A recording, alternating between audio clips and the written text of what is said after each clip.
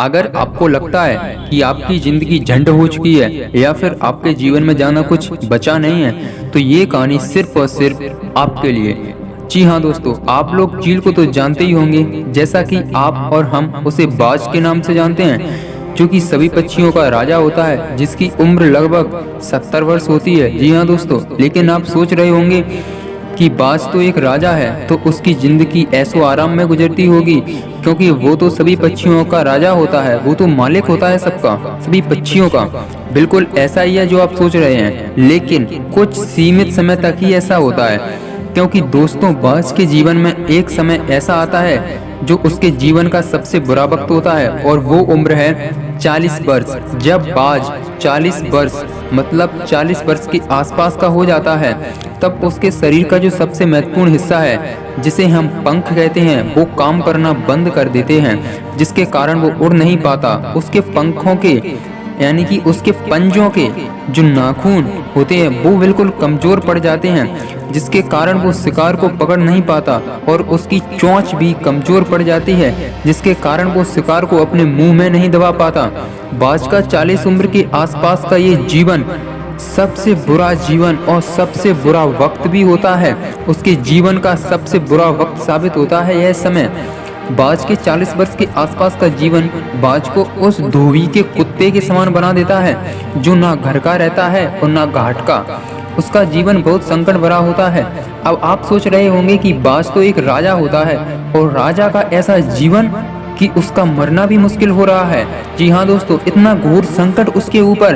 तो सुनिए फिर, ऐसे समय में बाज के पास दो ऑप्शन होते हैं। पहला कि बाज खुद को बूढ़ा घोषित कर ले और अपने मरने का इंतजार करे और सोच ले कि अब वह कुछ नहीं कर सकता, अब मुझे मरना ही होगा, और सब बस वो अपने मरने का ही इंतजार करे।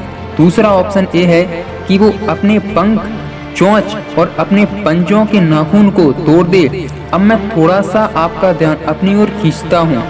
जब हमारी आंख में यदि एक छोटा सा कंकड़ भी चला जाता है, तो उस कंकड़ से जो हमारी आंख में दर्द होता है, हम उस दर्द की वजह से पूरी रात नहीं सो पाते हैं दोस्तों। और बाज खुद से ही अपने पंख, नाखून और चोंच तोड़ ले तो उसको कितना दर्द होगा, सोचो थोड़ा आप। आपको सोचकर ये हैरानी होगी कि बाज जो सभी पक्षियों का राजा होता है, वो खुद को बूढ़ा ना मानते हुए दूसरा ऑप्शन चुनता है, और बाज अपनी चोंच और नाखूनों को पत्थर पर मार मार कर उन्हें तोड़ देता है।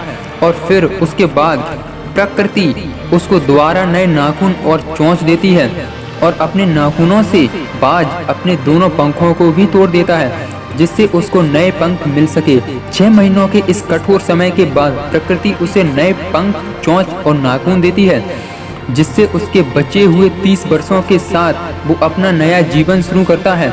इन 6 महीनों में बाज को बहुत कष्ट होता है। उसका जीवन 6 महीनों तक विपत्ति का सामना करता है, घोर विपत्ति का। जी हाँ दोस्तों, उसके शरीर के नाखूनों से भी यानी कि उसके शरीर से भी खून आने लगता है, लेकिन फिर भी वह हिम्मत नहीं हारता, क्योंकि वह जानता है ये 6 महीनों का कष्ट भरा जीवन उसके आने वाले 30 सालों तक उसकी ताकत बनकर उसके साथ रहेंगे। बाज के जीवन से हमें यह सीख मिलती है।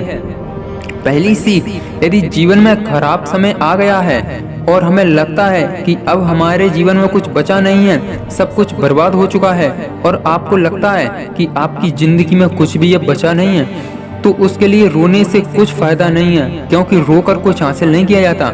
अपनी खराब स्थिति को स्वीकारो, उसको एक्सेप्ट करो और पूरी जान लगा दो, दूसरी शुरुआत करो और अपने जीवन की, जिससे उसकी लाइफ नहीं बल्कि अपनी लाइफ बेहतर बन सके। क्योंकि एक बात को लेकर आप कितने भी साल बैठे रहिए, यदि आप उसे बदल नहीं सकते तो उसे एक्सेप्ट करने में ही आपकी भलाई है।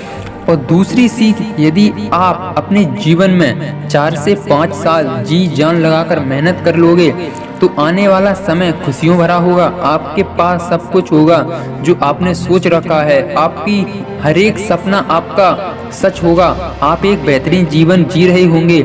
हिम्मत कीजिए और अभी से शुरुआत कीजिए। उम्मीद है ये स्टोरी आपको सुनने के लिए आपको समझ आ गया होगा कि जीवन को जीना कठिन तो है पर नामुमकिन नहीं है। हमेशा दुख झेलने के बाद ही आता है सुख। हमें पहले दुख झेलना पड़ता है तभी हमें सुख मिल पाता है। ये बिल्कुल फैक्ट बात है दोस्तों। अगर आप इस बात से सहमत हैं तो कमेंट में एस लिखिए और बताइए कैसी लगी वीडियो। चैनल को सब्सक्राइब जरूर कर लेना और भूलना नहीं। जय हिंद, जय भारत।